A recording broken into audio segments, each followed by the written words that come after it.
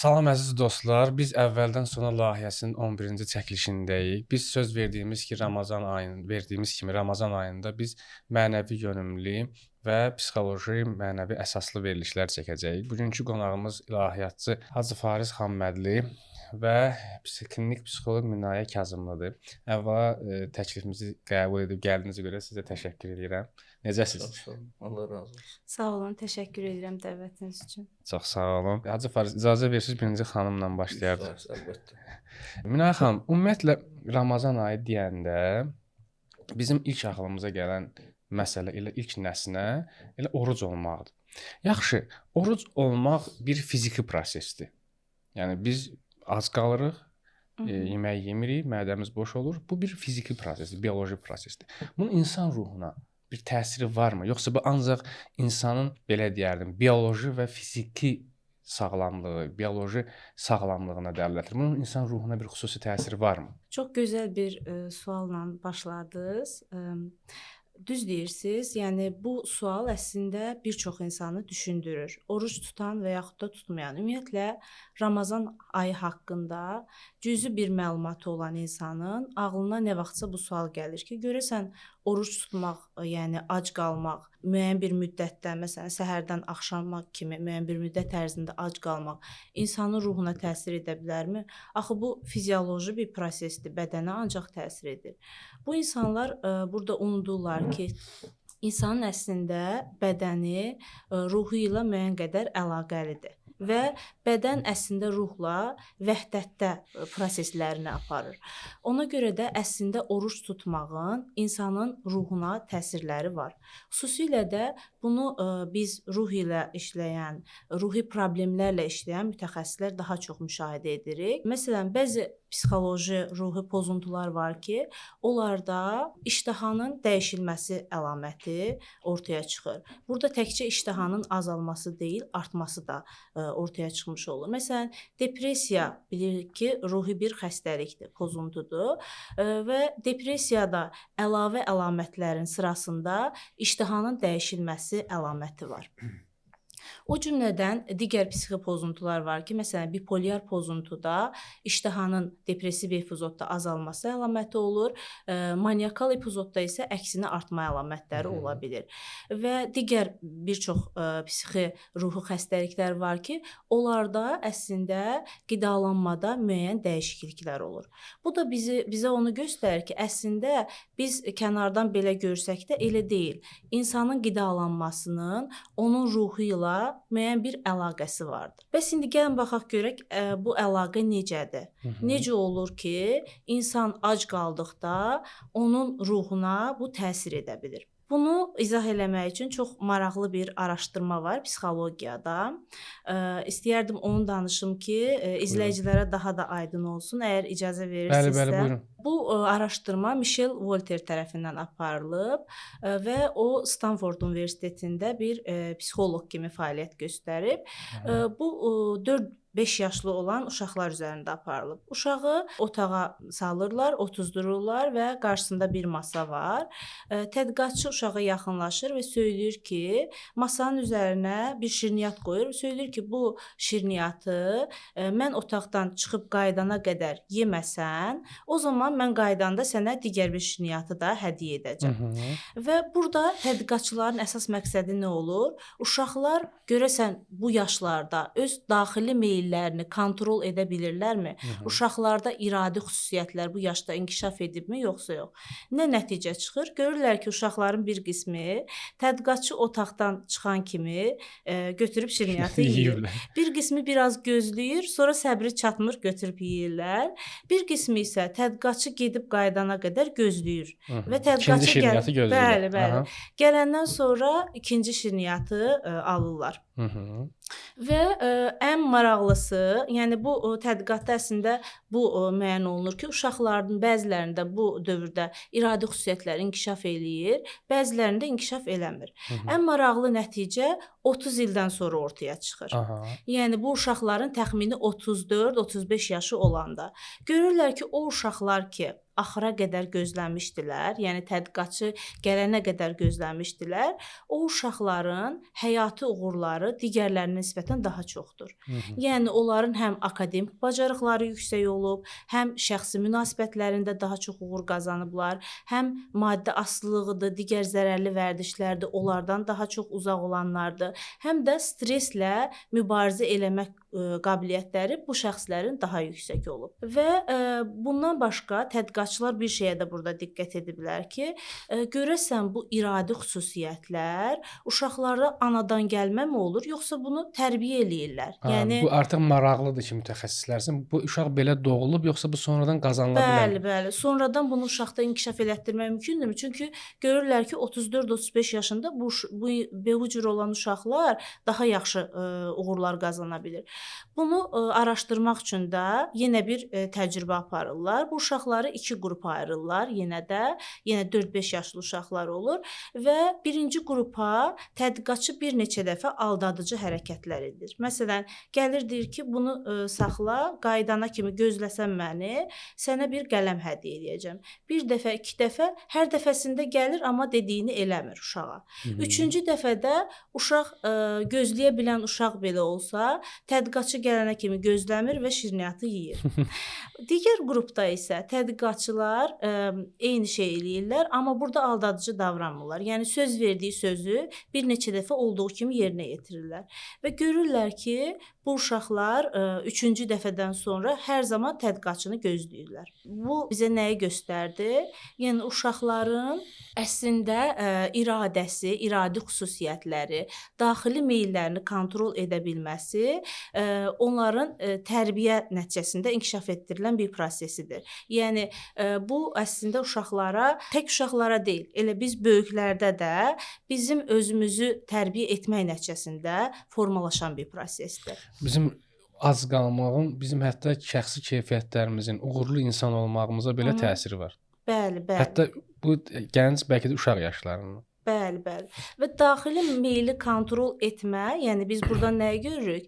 Daxili meyli kontrol etmə bizim gələcək həyatımıza, gələcəkdə olan uğurlarımıza, yəni akademik burada uğurlar nəzərdə tutulmur. Həyati uğurlar, yəni şəxsi münasibətlərimizdə olan uğurlarımıza təsir edən ailə, məişət, bu mövzular. Oruç tutmaqla da biz nə edirik? Əslində yemək meylimiz olan o daxili meylimizi kontrol etmək. Hissimizi bəlkə. Bəli. Kontrol edirik və bir sərhəd qoyuruq özümüzə ki, mən bu vaxt orucumu bağlayacağam, bu vaxtdan bu vaxta qədər də yeməyəcəm və içməyəcəm. Yəni sadə bir şəkildə baxsaq təbii ki, burada Ramazan ayında biz dualar da edirik, ibadətlər də edirik. Hələ bunları bir kənara qoyuruq. Ora gələcəyik. Bəli. Yəni biz bunları əslində nə edirik? Uşaqlarda, yəni müəyyən bir yaş dönəmi var. Qızlarda məsələn 9 yaşdan, oğlan uşaqlarında isə 13-14 yaşdan etibarən artıq oruç tutmaq İslamda tövsiyə olunur. Düzdürmü?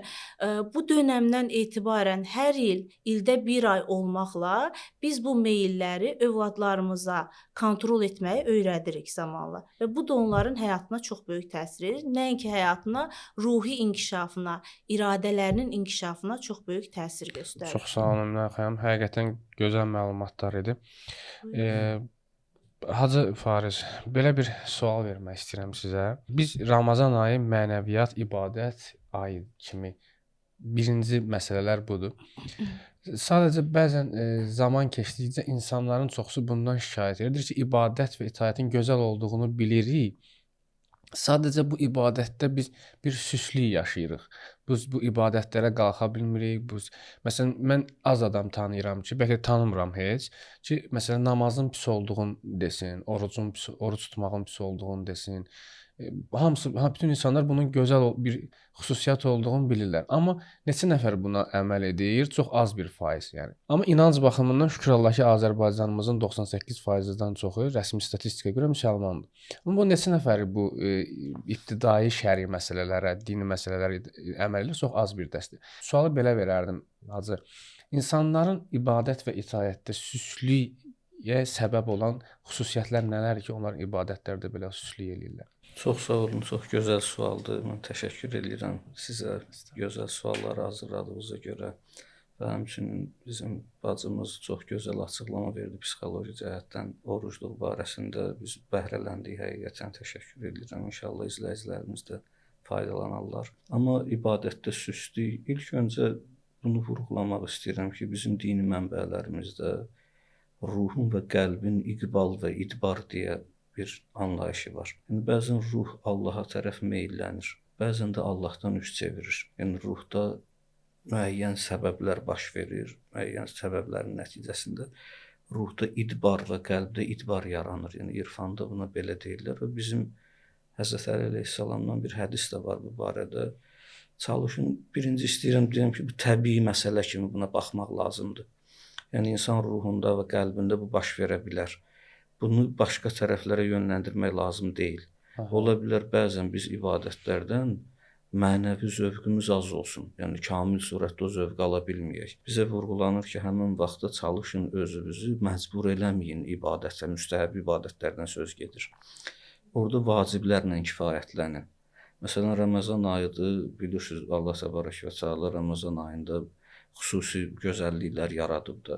İnsanlar istəyirlər ondan daha çox faydalansınlar, oruç tuturlar və bəzən istəyirlər gecədə oyaq qalıb ibadət eləsinlər. Bəzən insanlarda buna hal olmur, özləri məcbur eləyirlər buna. Bu hər adamsın deyil ki, özünü buna məcbur eləyəsən və hər adamı da buna yönləndirəsən ki, sən belə eləməlisən. Hədislərdə keçir ki, ruh əgər iqbal halındadırsa, Allaha tərəf meyllidirsə, çalışın həmin vaxtı ruhu qidalandırın. Fərizələrlə, vaciblərlə və müstəhəbbatla. Amma ruh idbar halındadırsa, kifayətlənin vaciblərə.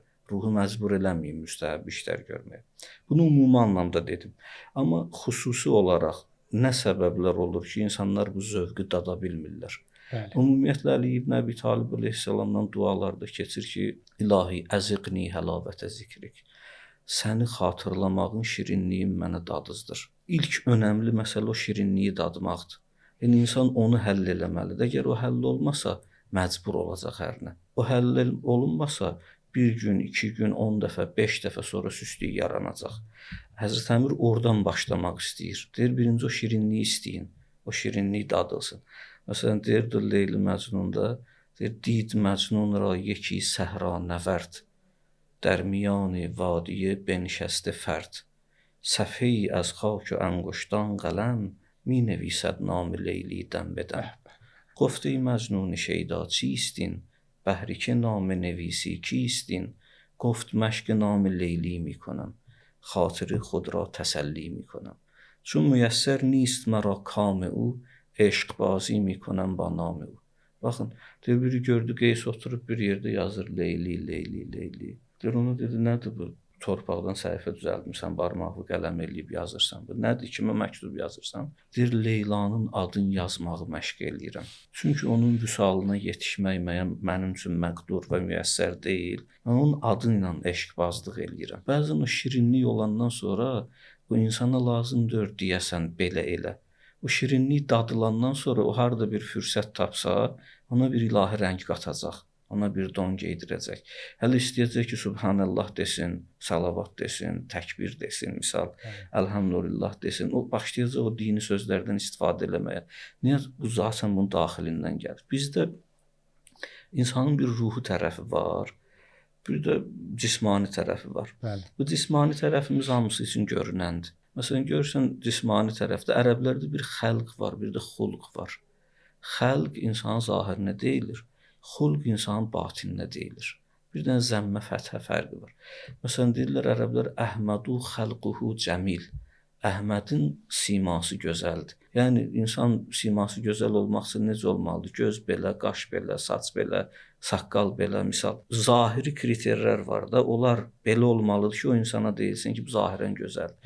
Bir də var Əhmədu xulquhu cəmil. Əhmədin xulqu gözəldir. Necə zahirdə gözəllik üçün üzdə burun belə olmalıdır, qaş belə olmalıdır, saç belə olmalıdır. Batini gözəllik üçün də 4 dənə qüvvə var daxildə. Bu 4 qüvvə düz formalaşmalıdır. Əgər bunlar düz formalaşmasa, biz zorla onu mənəvi insan eləyə bilmərik. Deyir, Əhmədu xulquhu cəmil o vaxt deyilir ki, onun daxilindəki şəhvət qüvvəsi, elm qüvvəsi, 4 dənə qüvvə, ədalət qüvvəsi, Şəhvət qüvvəsini deyir, birinci gərək gətirəsən normal həddə, yəni iffət və ismət həddinə.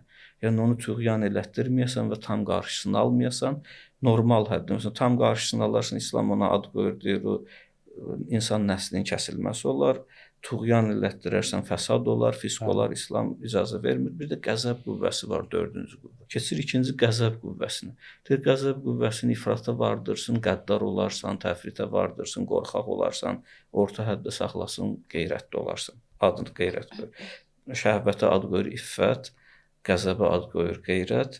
Sonra deyir, elm qüvvəsi də əgər əməllə olmasa kütləvi silahlar icad edəcəklər, bir-birini qıracaqlar, faciələr yaradacaqlar. Ona ad qoyur, elm qüvvəsinin orta həddinə ki, əməllə yanaşı olur, hikmət həddi qoyur, adı qoyur ona.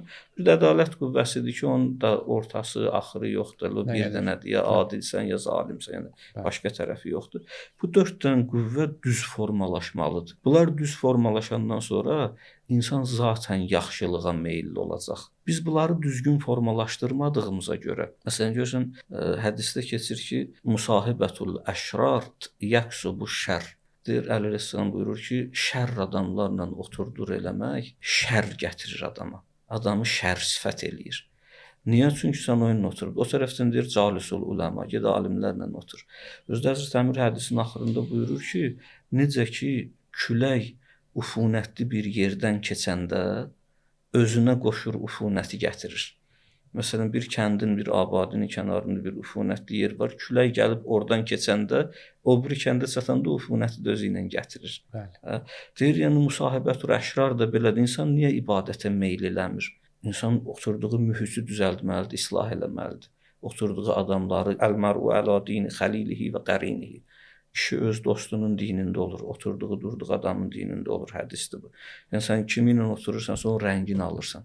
Sən gör, Sədi deyir, geli xoşbuyi dər həmmam ruzi, resid əz dəsti məhbubi bədəstəm. Bir nəfər hamamda bir xoşbu, müəttər, gül, gel, torpaq əlimə çatdı. Bedu qoftəm ki, meşqi ya əbiri ki, əz bu yedəlavizi tüməstəm. Ona dedim, sən müşksən, əmbərsən, nəsən? Mən sənin bu könül oğurlayan qoxundan məst olmuşam. Beqofta, mən geli naçiz budəm. Dedim, mən bir sıradan bir torpaq idim. Vəlikən əndəki baqol nişəstəm. Amma bir zamanlar güllə oturdur elədim. Mən də gül əkirdim. Kəmali həmneşin dərmən əsər kərd və illa mən həmən xakəm ki həstəm. O gülün kamilliyi məndə təsir elədi. Oturdurduğumun kamilliyi məndə təsir edir. Yoxsa mən sıradan bir torpaq idim ki, indi deyiləyəm. Yəni, oturduğumuz və durduğumuz, getdiyimiz mühitlər, mənus olduqlarımızın o qədər bizə təsiri var. O qədər təsiri var. Bu ya bizi ibadətə, mənəviyyata, yaxşılığa meylləndirir, ya da bizi ibadətdən, mənəviyyatdan, yaxşılıqdan uzaqlandırır. Məsələn, görürsən, torpaq, adi torpağı, insan istəyir adi torpağı bir dəfə əkir, 2 dəfə əkir, 3 dəfə əkir, əkincilər. Neçə min illərdir torpaq əkilir. Bəli. Amma deyirlər, arada torpağa bir ara verin, torpağı məhrum eləyin o qidalardan, toy torpaq özü təzədən canlansın, təzədən əkərsiz olur. İnsan da belədir. Bəzən mənəviyyat deyir, bir orucla bir ara ver bu istəkləri və bir ara ver, ondan sonra Allah sənə daha da bərəkətli bir sağlamlıq və gözəl mənəviyyat. Yekun olaraq bunu demək istəyirəm ki, yəni Allahın izni ilə bizim oturduğumuz, durduqlarımıza diqqət eləsək və bizim yediklərimizə diqqət eləsək, dini baxımdan deyirəm, və bizim düşüncələrimizə diqqət eləsək. Məsələn, İbn Sina deyir, Peyğəmbər danışnaməyi əlaidə var. İbn Sina deyir, bir gün hikmət mənbəsi olan şəxs, Həzrət Rəsulu deyir, mərifət mənbəsi olan şəxslə görüşdü.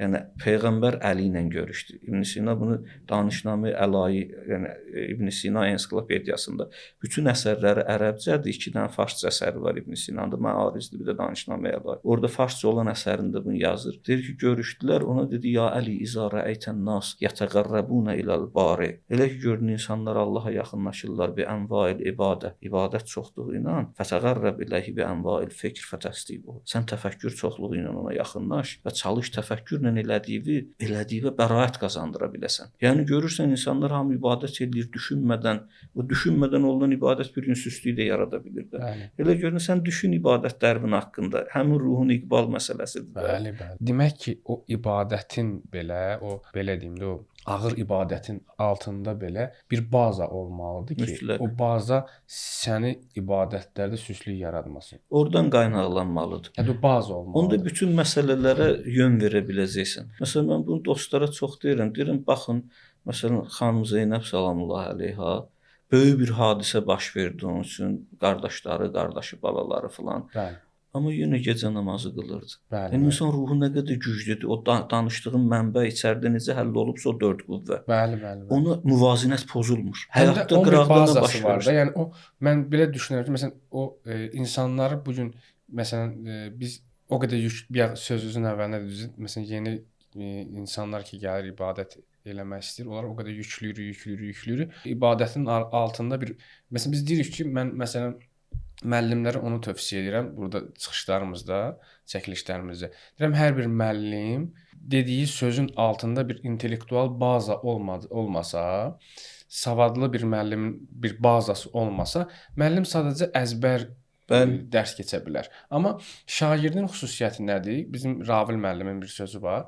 Fizika müəllimimiz. Bizim bundan əvvəlki verilişlərdə qonağımız olub. Deyir ki, şagird o vaxt təbii ki, ədəb, ərkan gözləməklə müəllimin sözünü nə qədər kəsirsə o qədər şagirddir. Yəni müəllimin sözünü kəsə bilmirsə o yaxşı şagird deyil. Yəni sual verə bilmirsə, təbii ki, ədəb, ərkan gözləməklə. Demək ki, biz nə deyirik? Təhsilin belə və mənəviyyatın belə altında bir intellektual baza olmasa, o ibadət ona süslük gətirəcək. Biz bəzən məsələn dostlarda görürük. Məsələn bu gün axşamdır ki, sabahdan falan işi görəcəm və ya məsələn biridir diyetaya başlayacağam, biridir nə bilim zərərli vərdişləri tərk eləyəcəm, biridir falan 3 gün, 5 gün görsən davamiyyətli olmur. Niyə? Çünki məsələnin kökündə intellektual baza yoxdur, düşünülmüş bir baza yoxdur ki, onu o çətinliklərdən saxlasın. Tam surətdə fikrinizə qüvvət olaraq bunu deyim. Demək bizim yaşadıqlarımızdan cavab verə biləcəyik. Bildiklərimizdən deyil. Bəli. Və məsələn, təsəvvür edin, deyirlər ki, insan dünyasını dəyişəndən sonra qəbrin ilk gecəsində onu deyirlər ki, Rəbbin kimdir? Biz düşünürük ki, nə var ki, bu suala cavab verməyə? Mən deyirəm, Rəbbim Allahdır, Peyğəmbərimiz Həzrət Muhammed sallallahu əleyhi və səlləm. Nə var buna cavab verməyə? Amma hədislərdə keçir ki, orada sən onu yaşadığından cavab verəcəksən, bildiyindən deyil. Sən bilirsən, əzbərləmisən. Amma baza yoxdursa, yaşamamısansa o cavabı verə bilməyəcəksən. Bəli. Və deyir ki, Allah o qədər sənə orada cavab vermə imkanı verəcək ki, o qədər sənin həyatına bu dünyada müdaxilə eləyib. Sən onu həyatına nə qədər qatmısansa, o qədər o suallara cavab verə biləcəksən. Bəli. Muhammed sallallahu əleyhi və səlləm nə qədər sənin həyatına müdaxilə eləyibsə bu həyatda, nə qədər icazə vermisən o sənin həyatına girsin, o qədər onun adından danışa biləcəksən orada. Və Əhl-i-Beyt hamısı belə. Yəni biz yaşadıqlarımızı aparacağıq özümüzlə, bildiklərimizi deyil. Əhsən. Çox gözəl. Bazı bu mənada, yəni sözü qüvvət olar. Əla qeyd elədiniz həzrət. Minə xanım, belə bir sual verim sizə. Ramazan ayının insanın məsələn bizim belə düşünürük ki, insan bir ömür, dini mətnlərdə də var ki, insan bir ömür özünə məşğul olsa, yenə yetməz. Yəni insan o qədər bir dəryadır ki, özün tədqiq eləsə, özün araşdırsa, öz nəfsin, öz düşüncələrini, mən bu sözü niyə dedim, bu fikri niyə dedim, bu niyə belə baxdım. Təbii ki, bu ədalətli insanın xüsusiyyətlərindəndir ki, insan ətrafına qarşı ədalətli olsun. Amma bu ən birinci özünə ədalətli olmalıdır da insan. Nə baxımdan? Mənəvi baxımdan. Biz də düşünürük ki, Ramazan ayı bu mübarək aydır ki, insanların təmizlənmə ayıdır, insanların öz tanrılarına tərəf yaxınlaşma ayıdır. Bu ayda insan özün nə dərəcədə tədqiq edə bilər? Özün hansı səviyyədə tanıya bilər? Çünki biz adətən bunu görürük ki, cəmiyyətdə mən bir neçə son vaxtda kitab oxudum. O kitabda görsən biz bəzən elə bilirik ki, yaxşı adamıq. Elə bilirik ki, yaxşı adamıq. Biz bir kitab oxuyarkən və yaxud bir məsələn Hacı Fariz kimi bir mənəviyyat əhli olan bir insanlarla görüşəndə, onlarla danışanda, onlarla ünsiyyətdə olanda, bir yerdə bir çay içəndə, onlarda dərhal insan şuurunda özü ilə məsələn Hacı Fariz kimi insanları müqayisə edir. Onda başa düşürsən ki, sən nə qədər pis adamsan. Ona görə insan özünü tədqiq edərkən, məsələn bəzən bir hərəkət edirsən, sən bilirsən bu hərəkət həqiqətən yaxşı hərəkətdir. Sən və yaxud bu hərəkəti həqiqətən yaxşı niyyətli eləmisən. Sadəcə bir müddət keçəndən sonra bu tək dini məsələlərdə deyil, yəni mənəvi məsələlərdə və yaxud elə elə normal həyati məsələlərdə biz görürük ki, yox, əslində bu düşüncəmizin arxasında, altında, bazasında bir çirkinlik, bir pislik var imiş daima. Bunun həlli üçün ən gözəl yol nədir? İnsan özünü tədqiq eləsin. Özünü araşdırsın, görüm ki, mən necə adamam. Məsələn, insan bir elə bu çəkilişə gələndə yolda düşünürdüm ki, həqiqətən maşın sürə-sürə düşünürdüm ki, insan kim İmam Peyğəmbər istisna təbii ki, kim əgər özünə qarşı zərrə qədər ədalətlidirsə, özündə ən az onlarla səhv görə bilər. İndi daha çox da görə bilər, amma ən az onlarla səhv tapa bilər özündə. Bunun üçün insan özünü tədqiq eləməsi lazımdır. Ramazan ayı bizə bu fürsəti verirmi insan özünü tədqiq eləsin, psixoloji baxımdan yanaşmaq olsun? Bəli, psixoloji baxımdan yanaşsaq, Ramazan ayında əslində oruc tutmaq insanın hissləri ilə üz-üzə qalmasına yardım göstərir.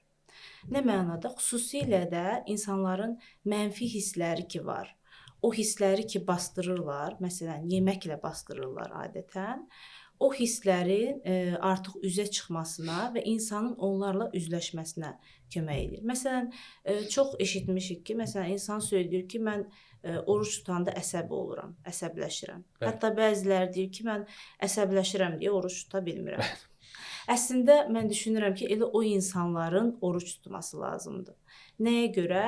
Çünki əsəb hissi insanlarda adətən ikincili bir reaksiya olaraq ortaya çıxır. Necə? Yəni, məsələn, hər hansı bir mənfi hiss insanda üst-üstə yığıldıqda, o artıq əsəb şəklində ona reaksiya verir. Bəli, partlama şəklində reaksiya verə bilər. Məsələn, biri gəlir sizə toxunur. Bir dəfə özünüzü pis hiss edirsiniz, demirsiniz. 2 dəfə, 3 dəfə, 5-ci dəfədə artıq siz necə bir reaksiya verəcəksiniz?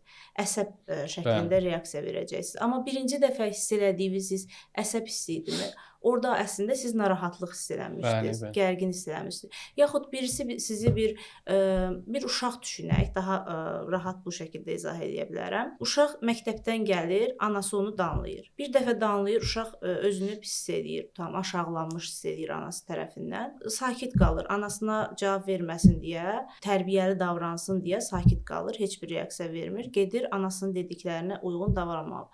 İkinci dəfə də anası, ikinci gün gələndə də bu cür davranır. Üçüncü gün, 5-ci, 10-cu gündə artıq ən çox 10-cu gündə uşaq orada əsəb şəklində reaksiya verəcək. Halbuki uşağın orada biz baxsaq, birincili hissi əsəb hissi idimi? Yox. Xeyr, aşağılanma hissi idi. Düzdürmü? Uşaq orada özünü aşağılanmış hiss edirdi. Amma bu üst-üstə yığılıb qaldığı üçün artıq orada uşaq əsəb şəklində anasına reaksiya verdi. Ona görə də əslində Ramazan ayında o insanlar ki, özlərini əsəbi hiss edirlər, onlarda o hiss ikincili olaraq ortaya çıxar. O insanlar baxmalıdırlar ki, mən bununla yanaşı, bu əsəb hissi ilə yanaşı nə hiss edirəm? Özümü necə hiss edirəm ki, əsəb şəklində reaksiya verirəm? O cümlədən orada düşüncələrə də baxmaq önəmlidir. Çox insan olur ki, hisslərinin fərqində deyil, hisslərini tapa bilmir, nə hiss etdiyini orada müəyyənləşdirə bilmir. Bu halda o özünə kömək eləmək üçün baxmalıdır ki, mən burada nə düşünürəm ki, bu cür əsəb reaksiya. O düşüncədən irəli gələrək artıq o insan öz hissinin nə olduğunu orada tapa bilir. Hətta biz pasiyentlərlə işləyəndə oruç tutan deyil, ümumiyyətlə, məsələn, çox yemə pozuntusu olan pasiyentlər olur. Qida pozuntularından biridir, qidalanma pozuntularından. Onlara biz, məsələn, deyirik ki, tutalım ki, soyuducunun yanına gedəndə, yemək istəyəndə gedirsən, 1 dəqiqəlik sadəcə dayanırsan. Tutalım ki, biri deyir ki, mən bütün günü gözləyirəm, diyeta saxlayır da. Bütün günü gözləyirəm, amma axşam gələndə, gecə yatmağa yaxın olanda özümdən asılı olmadan, heç nə düşünmədən gedirəm, soyuducunu açıb nəsə götürüb yeyirəm. Və yaxud da gecənin bir yarısı ayılıram ki, acam, gedib nəyisə götürüb yeyirəm. Bu halda o insanlara belə bir hətta tapşırıq veririk ki, sən soyuducuya yaxınlaşanda 1 dəqiqəlik sadəcə dayan və düşün.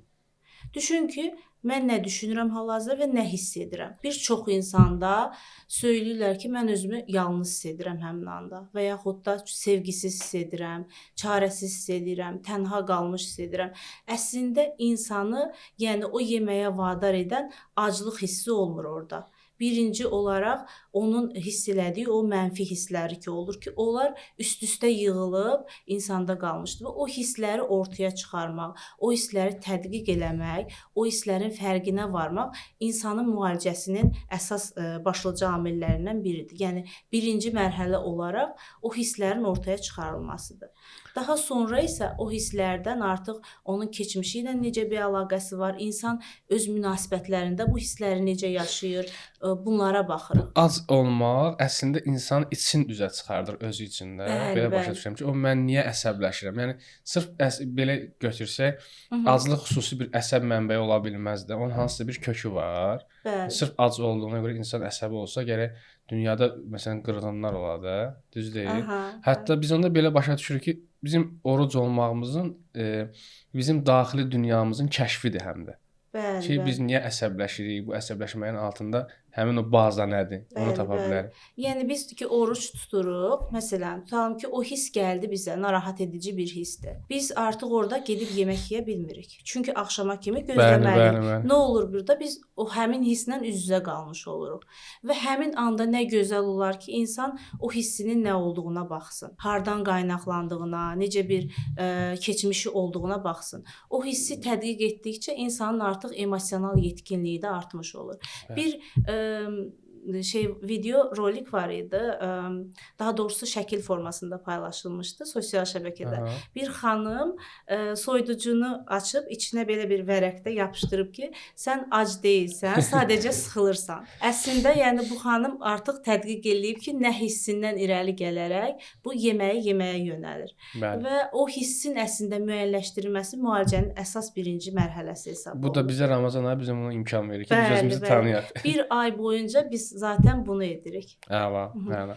Hacı, bu Ramazan ayı haqqında müxtəlif fikirlər var da. Məsələn, rəhmət ayı, bərəkət ayı, insanların Allah tanrılarına yaxınlaşmaq üçün mühüm bir ay. İndi siz bir ruhani kimi Ramazan ayı bir kəlmə ilə deyirəm, amma siz bir kəlmə ilə yox da bir əhatəli şəkildə necə ifadə edərsiniz?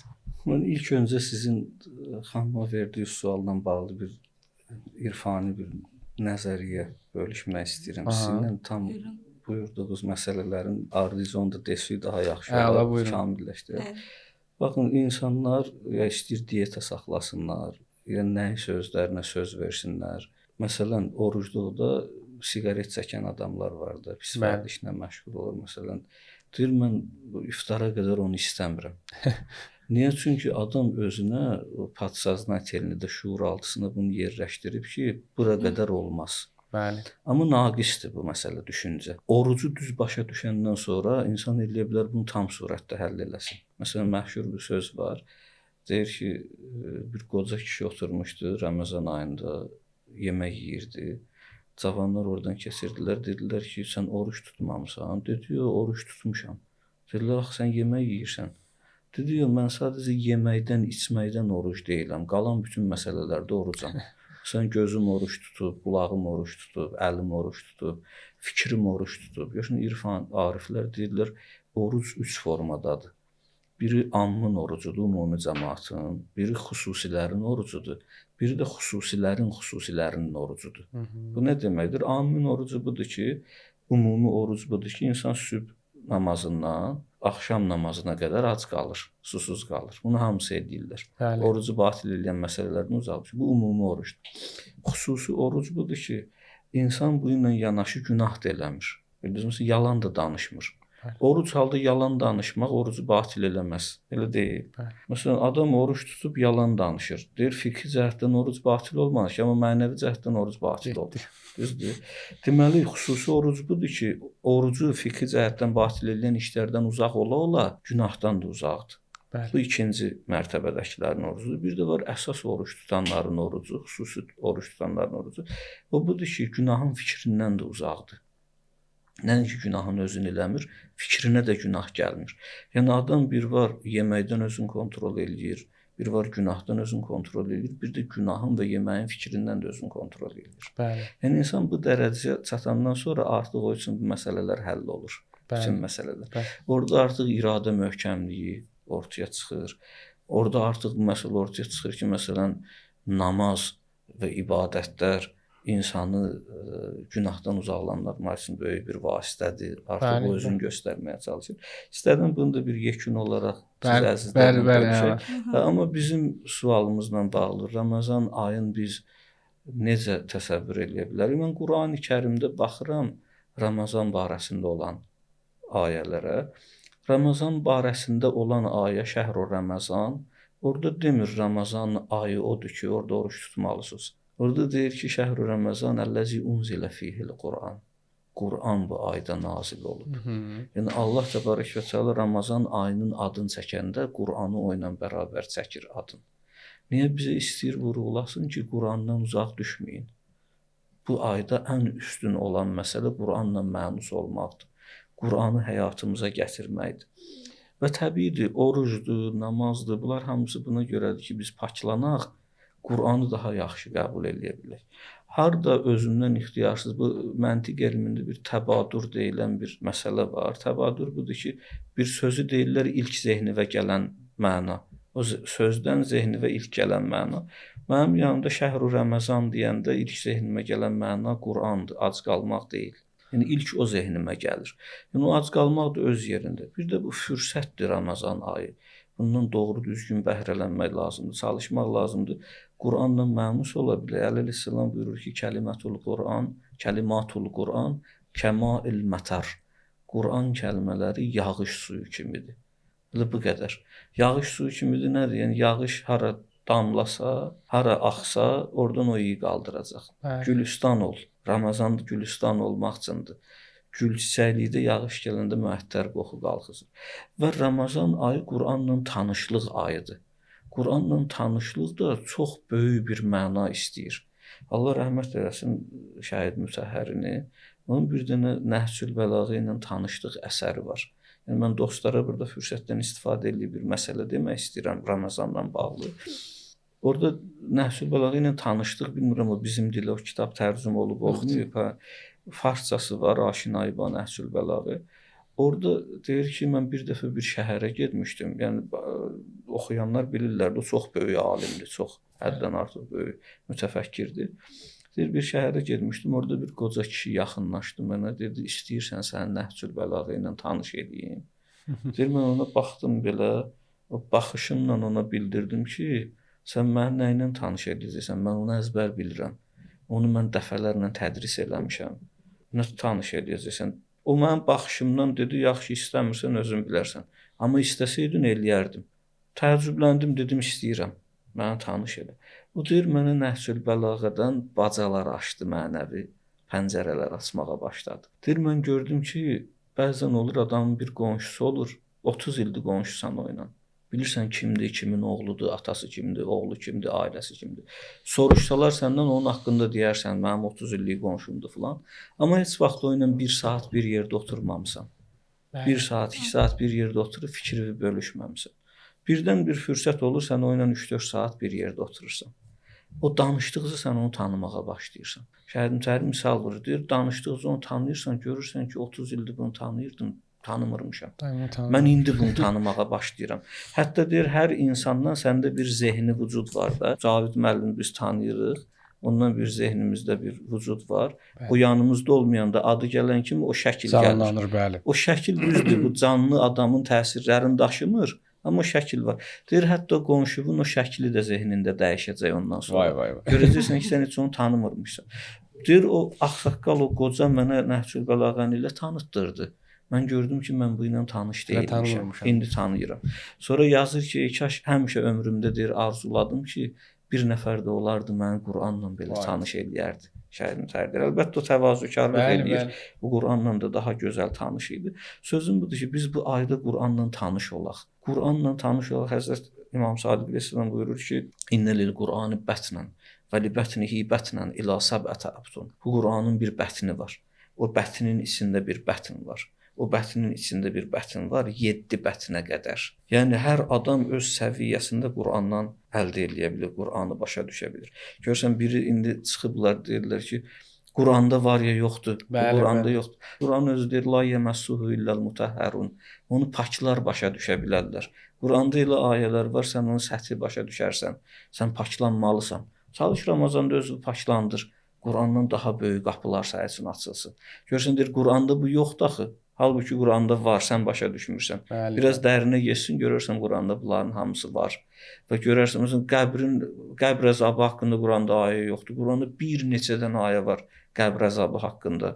Hətta deyir ki, min vəraihi məsələn bərzəx, o əzabdan sonra bərzəx olacaq, qiyamət olacaq. Yəni deməli əvvəldə bunlar var idi də. Sən sadəcə Quranın mənus deyilsən. Mən istəyirəm ki, bizi izləyən dostlarımız bir-birinə sifariş eləsinlər. Mübarək ayda oruç tutmaq, ibadət eləmək, bunlar öz yerində Quranla tanış olaq. Allahdan istəyək ki, ilahi sən özün buyurursan ki, Ramazan ayı Quranın nazil olduğu aydır. Bizi Quranla tanış elə. Bu ruzimiz bu ayda bu olsun ki, Allah bizi Quranla tanış eləsin. Ondan sonra Quran həyatımıza mənəviyyat gətirəcək. Quran həyatımıza bərəkət gətirəcək Allahın izni ilə inşallah. Çox sağ olun Nazır, gözəl izahlara görə. Bu mənəvi səpkidə davam edən söz mövzumuzu elə mənəvi suallarla da davam eləyək. Həm psixoloji, həm mənəvi deyək. Biz bu Ramazan ayında belə bir hal olur ki, insanlar öz tanrılarına yaxınlaşırlar. Leyli Məcnundan misal üçün o eşq, məhəbbət bir münasibətidir insanın Tanrı ilə olan bir münasibəti. Yəni bu xüsusi bir haldır, xüsusi bir tərzdir. Məsələn, bunun üçün də bizim din böyüklərimiz biz üçün münacatlar yazıblar, dualar yazıblar. Təbii ki, bunların təbii hallarıdır. Bu onların təbii halıydı, amma biz üçün müəyyən mənada bu bizə yol verir ki, biz bu münacatlarda həm də bir növ onları yamsılamaqla özümüzü dəyişək, onlara bənzəyək, o din böyüklərinə. Məsələn, mən bir münacat oxumuşdum. Çox sevirəm o münacatı. O münacatda məsələn Tanrısına deyir ki, ilahi, mən səndən başqa kimim var? Bu çox sadə cümlədir, o qədər sadədir, bəlkə bunu biz milyon dəfə eşitmişik. Amma insan həqiqətən onu dərk eləyəndə həm çox rahatlayır, bu insana bir psixoloji rahatlıq verir. Həm insan ruhu rahatlayır, həm mən düşünürəm ki, bu sözü deyəndən sonra həm də insan bir güclənir. Təsəvvür edin ki, sizin elə bir gücünüz var ki, bütün dünyaya meydan oxumaq bir gücünüz var. Və insan mənəvi olaraq rahatlayır ki, öz-özünə baş-başa qalanda. Və mən elə bir gücüm var ki, o heç kimdə yoxdur. İndi biz belə bir sual vermək istəyirəm ki, Minay xanım, insan adətən bu münacatlara məşğul olanda gözündən yaş axır, ağlayır, çöldən baxsaq bəlkə də qəmgin görürük, halbuki bəlkə qəmginlik yoxdur o halda. İndi bizim ağlamaq, münacat eləmək, sualı konkret belə yazmışam. Dua, münacat və ağlamaq. İnsan bu Ramazan ayının elə rituallarından saymaq olar da bunu. Münacat, dua və ağlamaq insanın əhvalına xüsusi bir təsiri varmı müsbət mənada? Yəni biz buna psixoloji yanaşırıq. Təbii ki, dini mətnlərdə bunlar çox. İslami baxımdan baxsaq, yəni faydaları çoxdur. Siz daha gözəl bilirsiniz bunu. Mən sırf psixoloji baxımdan yanaşmaq istəyərdim. Biz ümumiyyətlə psixoloji baxımdan bu məsələyə yanaşsaq, bilirik ki, hansı dində olmasından asılı olmayaraq, yəni ola bilər digər dinlərdə də dualar var, münacatlar var, düzdürmü? Yəhudilər fərqli cür, o cümlədən Buddizmdə fərqli cür. Ümumiyyətlə insanın inandığı bir varlığa inanaraq bir ritual etməsi onun daxili aləminə aramlıq verir. Onu rahatlaşdırır. Bunun səbəbi nədir? Səbəbi odur ki, insan güvəndiyi, inandığı, güvənli bir mühitə düşür sanki həmin zaman və güvəndiyi, ona qarşı heç bir zərər verməyəcək, təhlükə yaratmayacaq biri ilə öz içində saxladığı hisslərini, düşüncələrini onunla bölüşür. Bəlkə də insan bunu heç kimlə bölüşə bilmir. Məsələn, insanın elə hissləri olur ki, bəzən başına gələn elə hadisələr olur ki, kimləsə bunları bölüşüb paylaşa bilmir. Amma bunları həmin o dualarda dilə gətirməsi, ifadə etməsi artıq insanın rahatlıq, müəyyən qədər rahatlıq tapmasına səbəb olur. O cümlədən ağlamağın da rahatlıqla, aramlıq tapmaqla bir əlaqəsi var. Çünki insanda stresi, təşvişi daha da artıran bir hormon var. Kortizol hormonu deyilir buna tibbdə. Bu hormon insanın bədənində yüksəldikdə insanın gərginliyi, narahatlığı artmağa başlayır. Və o insanlar ki, stres keçirirlər, hər hansı bir şeyə görə narahatdırlar, onlarda o həmin hormonun miqdarı yüksəlir. Aha. Dualarda isə insanlar ağladıqda, yəni bu əslində bu hormonun yəni azalmasının iki yolu var. Bir, dualar vasitəsilə, dua deyəndə daha doğrusu ağlamaq vasitəsilə, Aha. digəri isə insanın aktiv hərəkət eləməsidir. Yəni idmanla, hər hansı bir sportiv fəaliyyətlə məşğul olmaqla bu hormon aşağı düşür. Dualarda da insan dua eləyəndə bu hisslərini, bu narahatlıqlarını artıq dilə gətirəndə o hormonun səviyyəsi getdikcə aşağı düşməyə başlayır. Və məhz buna görə də insanlar dua edərkən və dua etdikdən sonra, bəzən də ağladıqdan sonra aramlıq tapa bilirlər. Belə başa düşmək olar ki, keçən dəfə bir psixoloqa baxırdım. Deyir ki, xanımlar yarı zarafat da ki, daha çox terapiya alırlar, psixoloji terapiya. Dedim necə? Daha doğrusu deyirlər necə? Deyir ki, bunlar ki, yas məclislərində yarı zarafat eləyirdi, ağlayırlar. Onlar demək olar ki, psixoloji terapiya alırlar. Aha. Yəni o ağlamaqla o siz qeyd elədiniz, o bəli. stresi atırlar. Hətta deyir ki, bunu mən türk alimindən eşitmişəm. O deyir ki, xanımların hətta kişilərdən dünya statistikasının daha çox yaşamasının səbəblərindən biri də budur. Bəli. Yəni ağlamaq insan biz məsələn böyük İslam alimləri tanıyırıq ki, məsələn 100 yaşında, 80 yaşında, 90 yaşında hər halda ki onların tanrıları ilə bir xəlvəti olub, bir ağlamaqları olub. İndi bu təbii ki, mənəvi tərəflərini biz yəni hacı qeyd eləyir sağ olsun. Bəli. Amma biz işin psixoloji tərəfindən danışırıq. Yəni onların da ağlamaqları onlara səbəb olur ki, onların stressləri azalsın. Bəli. Bundan əlavədə bir şey də qeyd etmək istəyirəm. Aha. Yəni insan əgər bir düşüncəni inanaraq deyirsə, onun zehni artıq buna uyğun həyatda onun üçün yollar tapmağa başlayır. Bu məsələ də var. Məsələn, Necə? biz dualarda tutalım ki, narahat olduğumuz bir mövzunu Allahla bölüşürük. Ona dua eləyərək ondan kömək istəyirik bu mövzuda. Aha. Əslində bu bizə həm də kömək edir ki, zehnimiz bu barədə fikirləşsin və ondan çıxış yollarını, həll yollarını tapa bilsin. Bu baxımdan da yəni duanın faydası çoxdur. Yəni məsələn bir insan düşünürsə özü haqqında ki, mən bacarıqlı biriyəm.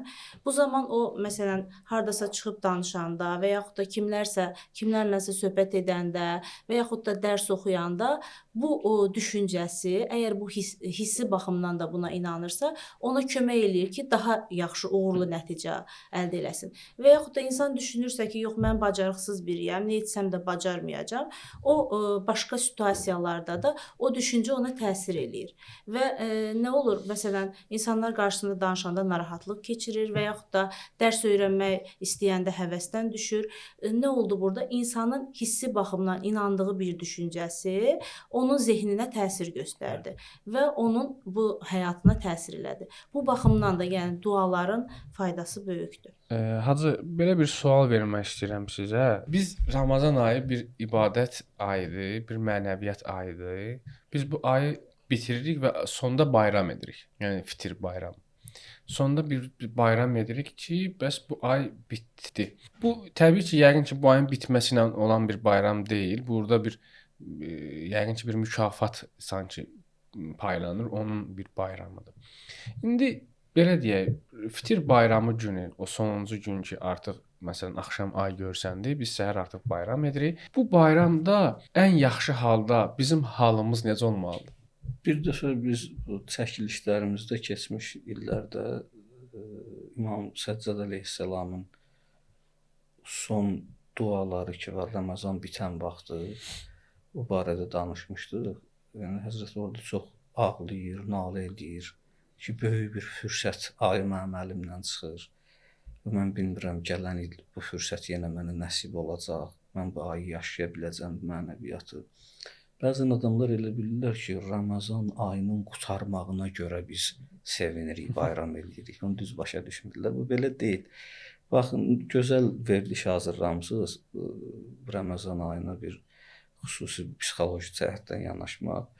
Mən dostlara həmişə deyirəm ki, Ramazan barəsindəki Qurani-Kərimdə ayə var. Ya məsələn, kutibə aleykumus-siyam kəma kutibə aləl-ləzīnə min qablikum. Sizə oruc vacib edilib, yazılıb sizin üçün oruc, ardıcı bizim psixoloji məsələni ortaya qoyur Allah. Necə ki sizdən qabaqçılar üçün yazılmışdı. Peyğəmbərlər üçün yazılmışdı. Keçmiş ümmətlər üçün yazılmışdı. O Ögey ana filmi var. Orada deyir İsmail evdən qaçır gəlir, ağsaqqalına deyir ki, İsmail oxu oğlum, oxu filan kəs. Ayaz oxumasaydı onu baş çoban qoymazdılar indi. Yəni ona misal vurur. Yəni oxumasın nə ola bilər? Oxusun, yer tutacaqsan cəmiyyətdə mövqe dərhal mükafatı təqdim eləyir. Məsələn, Quranda belə ayələr çoxdur. Yasin surəsində var, deyir, Həbib Nəccarı öldürdülər və qilə duxulul cənnə. Allah onun ölümündən danışır, sonra həmən ona deyir ki, ona dedilər buyur cənnətə, mükafatı göstərir. Yəni mükafat olanda ağrı, acı, o türklərin bir məşhur sözü var, deyir, bəklənən günlər gələcəksə, çəkilən çilələr qutsaldır. Müqəddəsdir. Yəni o sonda bizə o mükafat veriləcəksə, əzab-əziyyət bir şey deyil. Bəli. Mükafat. Yəni ilahi sən razısan, İmam Hüseyn əleyhissalam verdi. Bunlar heç nədir? Xoşdur mənə. Yəni Allah orada bizə mükafatı göstərir və bizi psixoloji cəhətdən hazırlayır. Deyir, elə bilməyin Ramazan çətin olacaq sizin üçün filan. Çətinliyi hamısı keçib. Peyğəmbərlərə mükafatlar buna görə verilib. Kutubə aleykumus-siyam, sizə oruc vacib edilib, necə ki sizdən qabaqçılara vacib edilmişdi. Və onlar bunun nəticəsində nailiyyətlər qazanmışdılar. Allah bizim. Sonunda da deyir ki, niyə onlara vacib edilmişdi? Niyə sizə vacib edilir? Ləalləkum təttəqun. Bu oruc sizə təqva gətirəcək. Siz günahlardan çəkinəcəksiniz, həyatınız aramlıq olacaq, bəsirət əhli olacaqsınız. Yəni mən bunu çox vurğulayıram, dostlara deyirəm həmişə. Deyirəm, təqva ibadət çoxluğu demək deyil, o da lazımdır. Təqva bəsirətli olmaqdır. Bəsirətli olmaqdır. Yoxsa bəsirət İbn Mülcəm Muradi Əli İbn Əbi Talibi şəhadəti yetirəndə ya Muhammed deyib qılınc vurdu ona. O təqva deyil ki, nə olsun Quran əzbər bilirdi, filan edirdi. Yəni bəsirətli olmaq çox önəmli məsələdir. Bəsirətli olmaq, yəni Ramazan ayında ibadətlər bizə bəsirət gətirməlidir. Bunları vurğulamaq lazımdır. Allahın izni ilə biz niyə bayram edirik? Bayram buna görə edirik ki, biz bilirik artıq Allahın əmrin yerinə yetirdik. İmtisal elədik, Allahın əmrin yerinə yetirdik. Görsən bizə deyir, səfərdə oruç tutma. Misal, istəmirəm səndən səfərdə oruç. Sən deyirsən, yox, mən tutacam. Qabaqki səfərlər rahat, çətin idi. Bir yola 6 aya gedirdin, indi 2 saata samolyotla təyyarə ilə uçursan, düşürsən ora. Mən tutacam. Niyə tutmayım? Deyir, yox, orada tutmamalısan. Tutsun haramdır. Allah orucu vacib eləyib Ramazan ayında. Sənə deyir, səfərdəsənsə oruç tutsun haramdır. Xəstəsənsə oruç tutsun, zərər edirsə haramdır sənə. İmam Sadiq Rəsulullah buyurur ki, Allahın sənə hədiyyəsidir. O hədiyyəni eləməsin, sanki Allahın əlini geri çevirirsən. Ehtiramsızlıq edirsən onu. Bizə deyir, tutma. Yəni bəzən Ramazandır, qeyri-Ramazandır, namazdır, orucdur. Bunların hamısında imtisal ərəb dilində deyirlər. Yəni ilahi əmri yerinə yetirmək, ona tabe olmaq. Bəzən o əmri oruc yeməklə tabe olursan ona səfərdə. Bəzən də ac qalmaqla tabe olursan. Sırf məqsəd ac qalmaq ya yemək deyil, məqsəd o əmri yerinə yetirməkdir. Bizə deyilir ki, Ramazan bitəndən sonra sizə mükafatlanacaqsınız. Və bu mükafatlanmaq da, bunu da vurğulayım, belə deyil ha. Allah bayram günü gətirir, bizə nəsə verir. Ramazan ayı daxil olan kimi ay axtarırlar, ay girdiyə yox. Bilirsiniz, niyə axtarırlar? Çünki o ayı görməyin özündə bir xüsusi özəlliyi var. Bizdə zamanlar və məkanlar var. Məsələn, Peyğəmbər xanım Zəhra sallallahu əleyhə deyirdi ki, zəkat vaxtı, bu zakat deyirlərdi, bu günəşin batdıq, qürub elədiyi vaxtı, günəş yarısı görsənməyəndə, üfüqdə itəndə, yarısı qıraqda qalanda o vaxt olunan bütün dualar qəbuldur. Peyğəmbər xanım Zəhraya demiş, xanım Zəhra xadimlərindən birinə deyirdi, çıx dama, zakat başlayanda, qürub başlayanda mənə de, həmin vaxtı dua eləyirdi. Zamanların özünün bir duası var. Zamanın duanın qəbul olunmasına xüsusi təsiri var. Yaqub oğulları ona gəldilər, dedilər ki, biz istəyirik, bizə dua eləyəsən, Allah bizi bağışlasın. Quran deyir, Yaqub onlara dedi ki, savfə əstəğfirləkum. Deyir, mən siz üçün tez olar dua eləyərəm. Yerində dua eləmədi, Peyğəmbər idi. Deyirlər, əxxara dua elə səhər. Cümə günü, yəni cümə axşamının səhəri onlara dua elədi. Yəni o vaxtın xüsusi duanın qəbul olunması üçün təsiri var. Bizim Fitr bayramının gecəsi duaların qəbul olunması və mükafatların verilməsi gecəsidir. İnsanlar Fitr günü buna görə bayram eləyirlər, sevinirlər ki, artıq o gecə Allah onlara mükafatı verib. Sən istəsin də belədir, istəməsin də. Ramazan ayı gələndə xüsusi bir rəhmət gəlir, xüsusi bir nəsim əsir. o rəhməti hərəsi öz səviyyəsində qəbul eləyə bilir.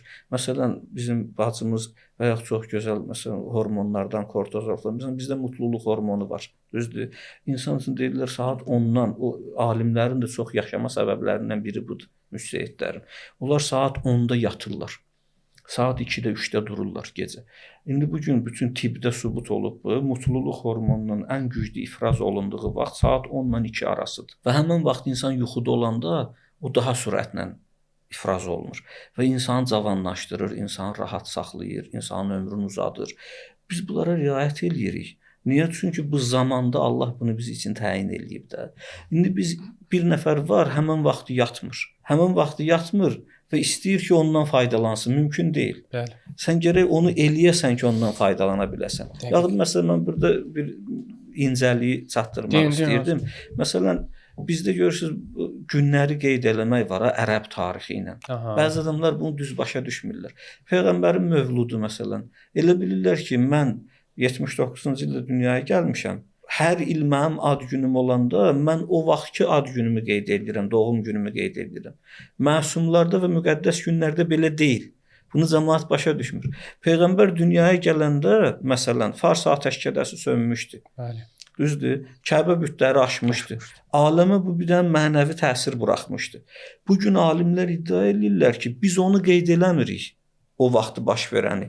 İndi də yenə də həmin tarixdə həmin hadisələr baş verir.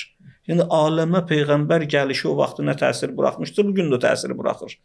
Sözümün incəliyini xahiş edirəm. Diqqətlə burada izləyicilərimiz tutsunlar. Yəni məsələ budur ki, Ramazan ayı gələndə Allaha bir rəhmət ayı kimi onu bizə təqdim edir. İlahi bir nəsim başlayır əsməyə. Bu bərəkətlə, məğfirətlə, mərhəmətlə gəlir, bu bütün aləmi tutur. Və bu başlayır ilk gecəsindən son gecəsinə qədər aləmi öz feyzinə qərq eləyir. Aləmi ilahi rəhmət aləmin hər tərəfini tutur. Və sonda addım-addım bunu addımlayanlar üçün Allah təbarək və təala bir mükafat ayırıb.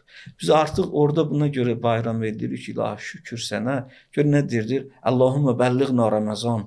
Şabanda deyir, dua edirdi Peyğəmbər, ilahi bizi Ramazana yetir. Ramazana yetişməyin özü bir müvəffəqiyyətdir. Və Ramazanı sağlam surətdə başa vurmaq özü bir müvəffəqiyyətdir. Bayram ona görədir. Deyir, məsələn, bir qapı var cənnətə daxil olmaq üçün. O qapıdan ancaq Ramazan ayında fasilə verməyənlər daxil olacaqlar. Məsələn, 30 gün Ramazan ayıdır, sən səfərdəsən, oruç tutmamalısan. İndi birdən sənə deyir ki, səfərdəsən, oruç tutma. Amma deyir, bu orucu tamamlamaq məsələsi də var. Çalış səfərə çıxma da, işi belə tənzimlə, birdən çıxsın. Amma işi belə tənzimlə çıxma, bu 30 günü davamlı surətdə tut, arada, ortada fasilə vermə. Bu fasilə verməyənlər üçün ilahi bir nemət var orada, bir mükafat var. Yəni demək istəyirəm, bayram ona görə bayram edilmir ki, biz şükür qutardıq Ramazan, canımız qutardı. Məsələn, belə deyil. Bu buna görədir ki, şükür ilahi biz bunu tamamladıq və mükafatını aldıq. Deyir, məsələn, bəzən elə olsa, elə bayram eləsin, oruca xilal gətirər, oruca işğal gətirər. Alimlər deyirlər, namazı yüngül saymaq pisdir. Sonra deyirlər, namazı yüngül sayanlardan bəziləri onu ilk vaxtda qılanlardır. Əvvəl vaxtda qılır namazı, amma yüngül sayanlardandır. Soruşurlar, bu necə olur? Deyir, bu niyyətlə qılır ki, qalacaq, tez qılın, yük boynumdan götürülsün. Baxın, yəni oruca belə baxma, mən tutdum, qutardım, indi bayram eləyirəm. Biz bayramı ona görə eləmirik. O fürsət əlimizdən çıxdığına görə biz ağlayırıq, nalə edirik.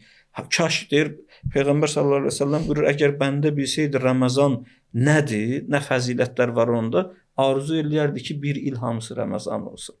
Biz onu başa düşürük, amma mükafatlandırdığımıza görə Allahdan təşəkkür edirik və bayram edirik. Çox sağ olun hacı. Minay xanım, belə bir Ramazan ayının biz sosial tərəflərindən danışırıq. Bundan əvvəlki verilişlərimizdə danışmışıq. Ramazan ayının insan həyatının sosial təsirləri nələrdir? Biz bu haqqda danışırıq. İnsanlar bir-birinə yemək verirlər. Bir-birinə yemək vermək, iftar vermək bu insanların bir-birinə olan mənəvi bağlarının möhkəmlənməsinə səbəb olur, dostluqlara səbəb olur. İftar süfrələri mehribançılıq altında keçir, mehribançılıq çətri altında keçir. İndi siz həm də psixoloq kimi fəaliyyət göstərirsiniz, həm də xüsusilə uşaqlarla işləyirsiniz. Bu Ramazan ayının uşaq psixologiyasına hansı dərəcədə təsirləri var? Yəni biz böyükləri başa düşdük. Məsələn, bir böyüklərimiz oruc tuturlar, həm bioloji sağlamlıq əldə edirlər bu dünyada yaxşı yaşamaq üçün, həm də inanclılara görə axirətdə o dünyada onlara bir savab, əcr, mükafat verilir. Bəs burada uşaqlar oyundan kənarda, yəni yaxşı mənada oyundan da kənarda mı qalır? Uşaqlar üçün Ramazan ayının bir psixoloji müsbət təsiri yoxdur?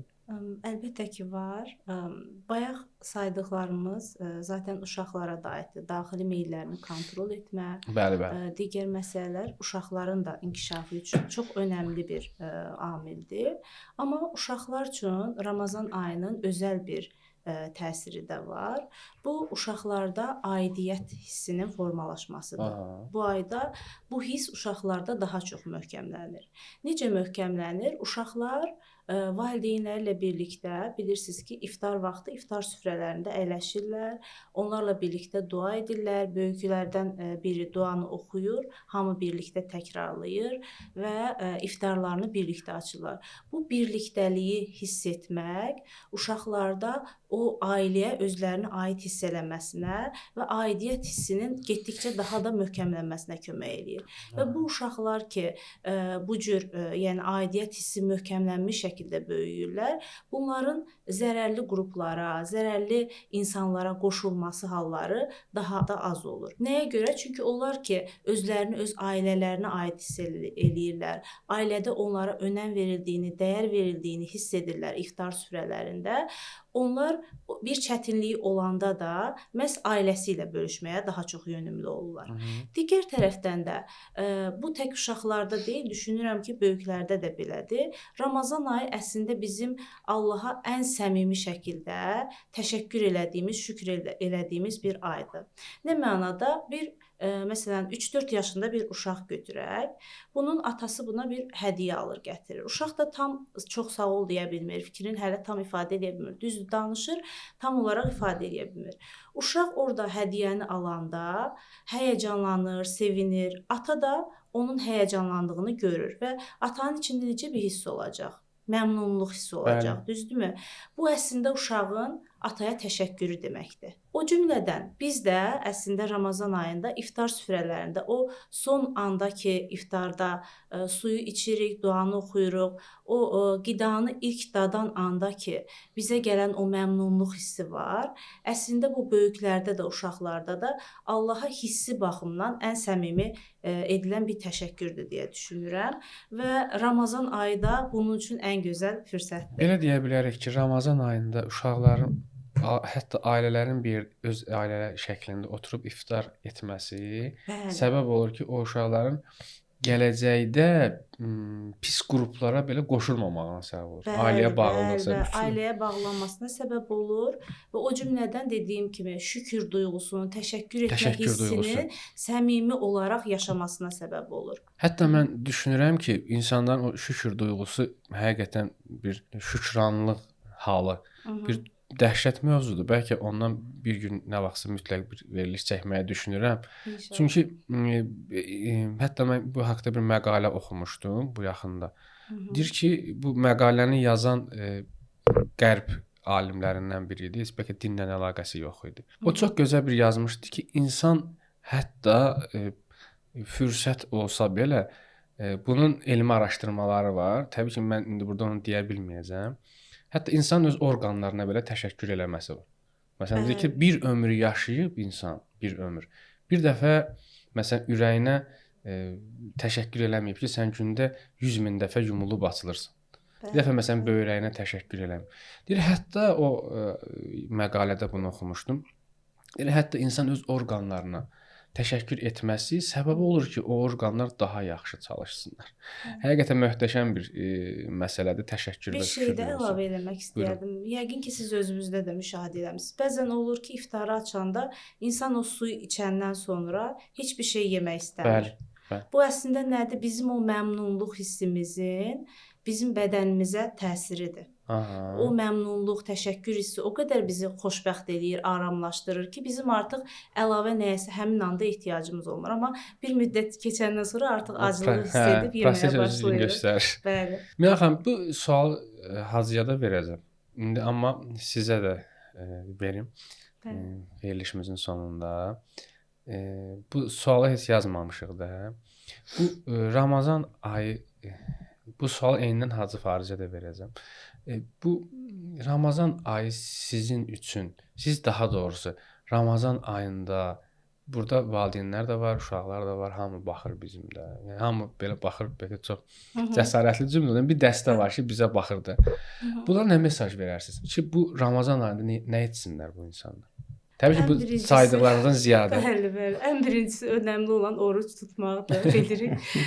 Çünki ən birinci amil odur ki, bizim inkişafımıza çox təsir göstərir. Psixoloji baxımdan, yəni tövsiyə vermək istəsəm, bunu deyərdim ki, hər bir insan əgər istəyirsə ki, Ramazan ayında saydıqlarına əlavə də özünü inkişaf elətdirsin, o zaman Ramazan ayının ilk günlərində, hətta başlamağa bir gün qalmış, özünün 10 dənə, ən azı 10 dənə mənfi xüsusiyyətini bir vərəqə qeyd eləsin.